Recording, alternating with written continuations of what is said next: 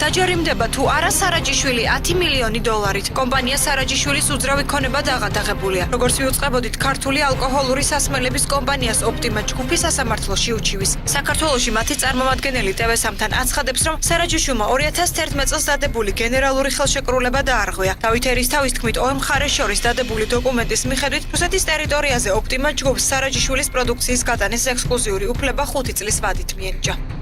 საკმაოდ მყარი მტკიცებულებებია წარდგენილი და გაოცებულები ვართ, ანუ იმ არაადეკვატური, ესე ვთქვათ, რეაქციით, რაც სარაჯიშვილს გააჩნია, ანუ ის გარემოებები, რომ სარაჯიშვილის წარმომადგენელმა განაცხადა, რომ საერთოდ არ იცნობენ ოპტიმა გრუპს.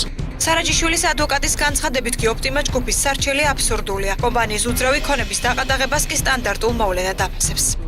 ოპტიმა გრუპ ინკს აქვს ვალდებულება მოახერხოს რუსეთის ფედერაციის ბაზარზე სარაჯიშვილის პროდუქციისათვის იმპორტის ლიცენზიის მოპოვება.